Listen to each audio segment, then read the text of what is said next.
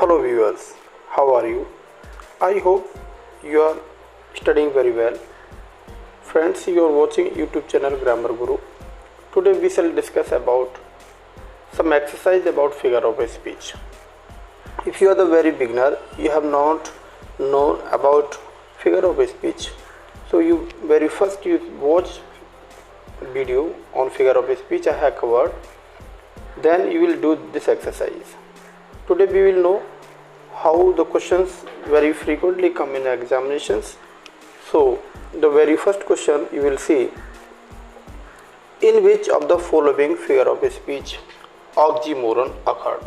Yes, this is oxymoron, right? Oxymoron figure of speech कैसा होता है, right? So we will see what the definition of oxymoron.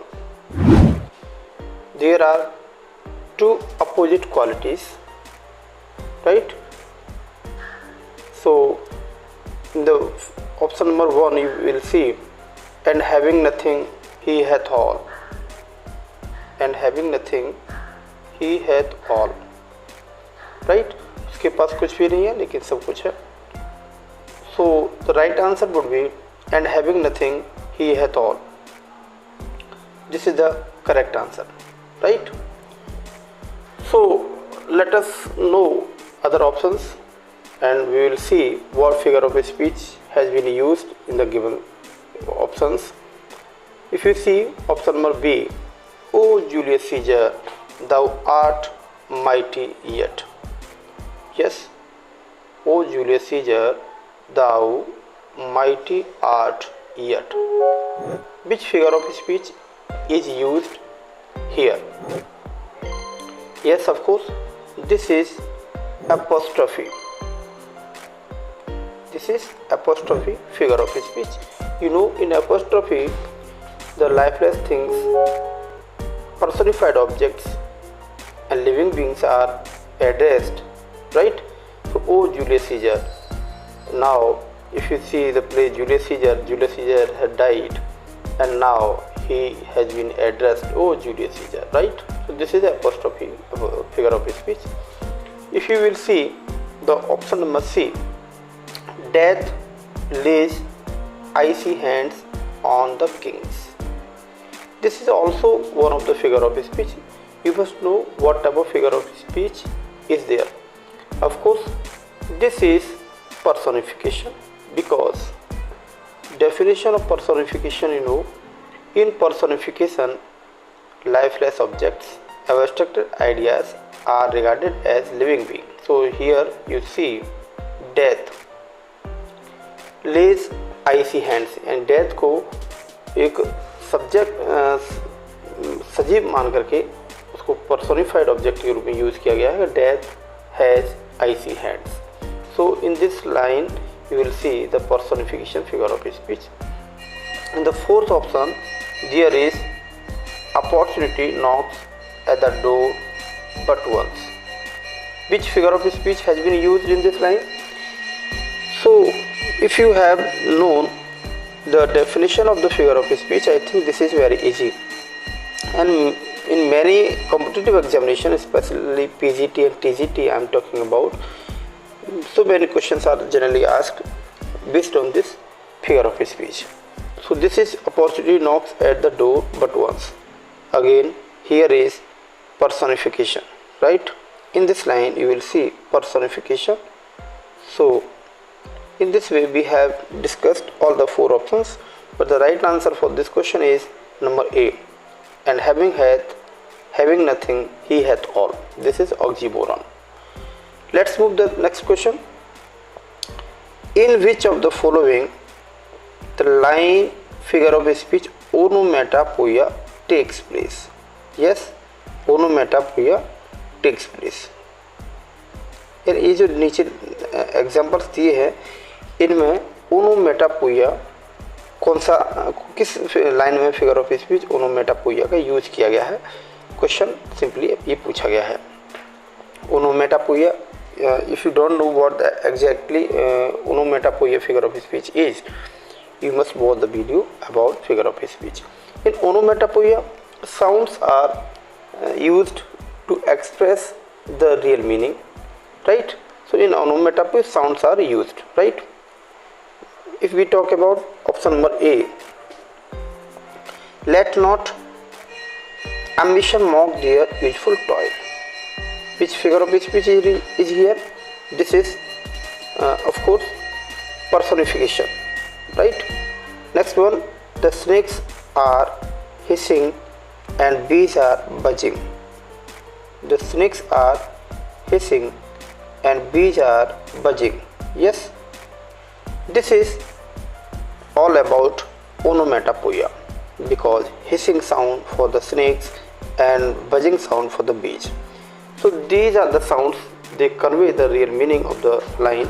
So figure of speech is there, that is onomatopoeia. But if I talk about option number C, and I'll try to tell you what the figure of speech actually used here. 10,000 saw I at a glance. What does it mean? 10,000 saw I at a glance. Which figure of speech is used here? This is hyperbole. Of course, this is hyperbole figure of speech, because in hyperbole exaggerated things are, यानी चीज़ों को बड़ा चला करके बताया जाता है. So this is 10,000 saw I at a glance. This is hyperbole figure of speech used. If I talk about option number D, having nothing he at all. Having nothing he at all. Do you remember? We have just discussed about this. Which figure of speech is in this line? I think this is, this is oxymoron. Of course, this is oxymoron figure of speech. In this way, I have discussed all the four options. The right answer for the question is, that is answer number B. Yes, this is answer number B. Snakes are hissing and bees are buzzing. Let's move to the next question. Question number 3. There is line, rivers of blood flowed in the battle. Rivers of blood flowed in the battle.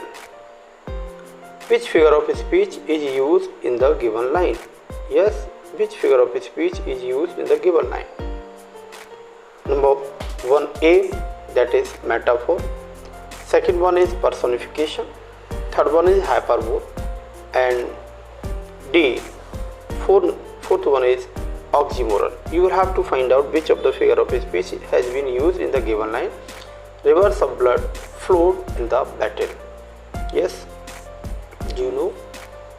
Right, of course, this is the option number C. Yes, this is option number C.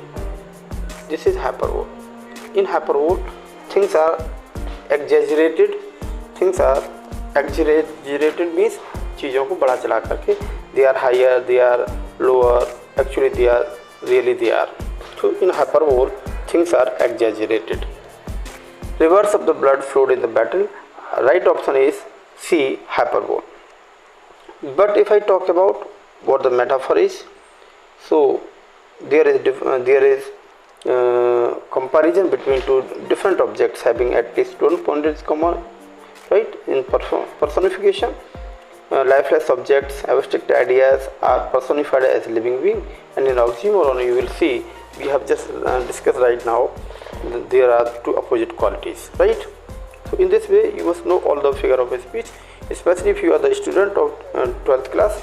You must know all the 7 type of the figure of speech. If you are preparing for PGT and TGT, it's quite compulsory for you that you must know more than those figure of speech. And I have covered all the videos, all the figure of speech in 2 volume of the videos. So you must watch, and I will give you the link in the description box.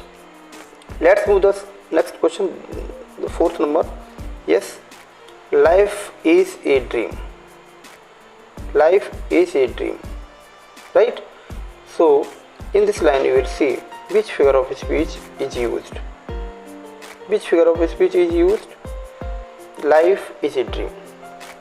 Number 1, option A I will talk about. This is simile. Second one is a metaphor, and third one is alliteration, and number D, that is anaphora. So which one is the correct answer? Yes, this is metaphor. Option number B is correct answer. This is metaphor. Again, lifeless, there are the comparison between two objects having at least one point in common, but the word like such as they are not used, they are used in simile. So metaphor is implied simile, you know well. So the right answer is option number B. Yes, this is option B. This is option B. Good. Let's move the next question. In this question you will see a lie has no legs. Yes, a lie has no legs. Which figure of speech has been used in the above line? Which figure of speech has been used? If I talk about option number 1, this is apostrophe. This is not. Second one is personification. Yes, of course, this is the right answer. This is the right answer for this given question. A lie has no legs. Right answer is personification figure of speech has been used in the given line. Well, you must know what the personification exactly figure of speech is. And next one is onomatopoeia, and option D is bathos. So you must know all about these figures of speech. So let's move the next question. This is the patient accept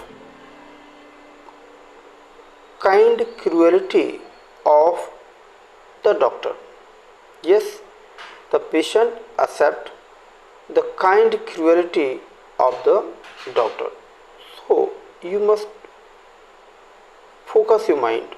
These are the two words, kind, cruelty. Kind of cruelty, they are the opposite in the meaning. So you must know when there are two words, they are opposite in meaning, there is no doubt oxymoron takes place. Yes, there is oxymoron, no doubt. So right answer for the given question is oxymoron figure of speech. The patient accepts the kind cruelty of the doctor, right? But if I talk about option number A, that is anaphora. What exactly anaphora is? There is repetition of the word to the successive clause, then anaphora takes place. But if I talk about personification, so there are lifeless objects, abstract ideas, they are regarded as a living being. So in this way you must know all the figure of speech, all the options I have discussed. Let's move the next question. Question number 7. Yes, repetition of the words at the beginning of the successive clause or verse. Repetition of the words at the beginning of the successive clause or verse. It is the definition of the following figure of speech. Which one? Yes, these four options: alliteration, anaphora, litotes and personification. Which one is the correct answer for the given question? There is repetition of the word at the beginning of the successive clause or verse. Yes, of course, answer is the B. There is anaphora in this given line. What the definition of anaphora? Anaphora is, in anaphora, repetition of the word at the beginning of the successive clause. Then anaphora takes place. The right answer for this given question, that is anaphora. But if I talk about alliteration, yes, if I talk about alliteration, what is the alliteration actually is? Repetition of the consonant sound or repetition of the letter, right? Then alliteration takes place. But there is, we are talking about repetition of the consonant sound, but in anaphora we are talking about repetition of the word. This is a greater difference. But if I talk about litotes, there is also two strong negative points and they represent positive one. But if I talk about personification, lifeless objects and abstract ideas, they are personified as living beings, so their personification takes place. Okay, then let's move the next question. This is, what exactly hyperbole is? Hyperbole figure of speech. Yes, discuss what the hyperbole figure of speech takes place in the following line. In which of the following line that represent the figure of speech hyperbole? Before you must go the option, you must know actually what the hyperbole is. In hyperbole, things are exaggerated, they are shown higher, lower, greater, lesser than they actually are. So in hyperbole, if I know all about hyperbole, then I will discuss option one by one. If I talk about option number A, she said an ocean tears. Yes, what does it mean? She said an ocean tear, यानी उसने रो रो करके आंसुओं से समुद्र भर दिए. Now you can see this is not the common thing. This is exaggerated, right? So you must know this is the hyperbole one. If I talk about option number B, we bear her along. We bear her along like a pearl on a string. You see the word like. Yes, you must focus your mind. This is the like word, and like for simile. But if I talk about option number C, I love Ophelia. I love Ophelia. 40,000 brothers couldn't, with all their quantity of love, make up the sum. No doubt you can see this is also exaggerated, and in this option C, hyperbole figure of speech takes place. So option number A and option number C both are the correct answer for the given question, and in this way the answer number D is the correct one. Of course, A and C both are correct. Let's move the next question. This is the question 9. He is no mean man. Yes, he is no mean man. He is no mean man means वह तुच्छ आदमी नहीं है. आप देख सकते हैं यहाँ डबल नेगेटिव वर्ड का यूज किया गया है. Number one no, and number second one is mean, right? In this way, no and mean both are the negative word. When two negative words are used for the positive meaning, then no doubt it is litotes. Of course, this is litotes. So answer is B. Correct answer is B. But if I talk about oxymoron, we have already discussed what actually oxymoron is. There is also two opposite qualities, but in litotes two opposite qualities are, really they are, but for the positive one, positive meaning. But if I talk about anaphora, I have discussed right now. There is the repetition of the word at the successive clause, at the beginning of the successive clause or verses. Okay, then I talk about question number 10. What exactly asked there? Every morning, every noon, yes, every morning, every noon, and every evening is full of joys. Yes. So which figure of speech used here?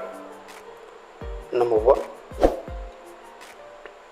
if I talk about litotes, second one is anaphora, third one is alliteration, and fourth option is simile. So which one is the correct answer? Yes, which one is? This is answer is B. Yes, this is answer B. Anaphora. In this line, anaphora is used, and litotes, alliteration, and simile, I have discussed all about those. In this way, we have discussed all the questions all about figure of speech. So before doing this exercise, you must know the basics of the figure of speech. I have covered all the figure of speech in one volume. There are 7 figure of speech. They are useful for both the candidate who are preparing for intermediate board examination and for those also who are preparing for TGT and PGT. But the volume number 2 is especially for the useful for TGT and PGT aspirants. If you have not watch them first, then do the exercise. And this is question for you. Yes, this is question for you. You please do comment and answer me in comment section. Revenge is kind of wild justice. Yes, name the figure of speech used in the line. Revenge is kind of wild justice. So you please do comment in the comment section. Students, if you do find the exercise useful for you, if you do want to recognize my efforts, so subscribe the channel, like and share your friends, and press the bell icon to get the notification for the next video. Stay motivated. Thank you for watching.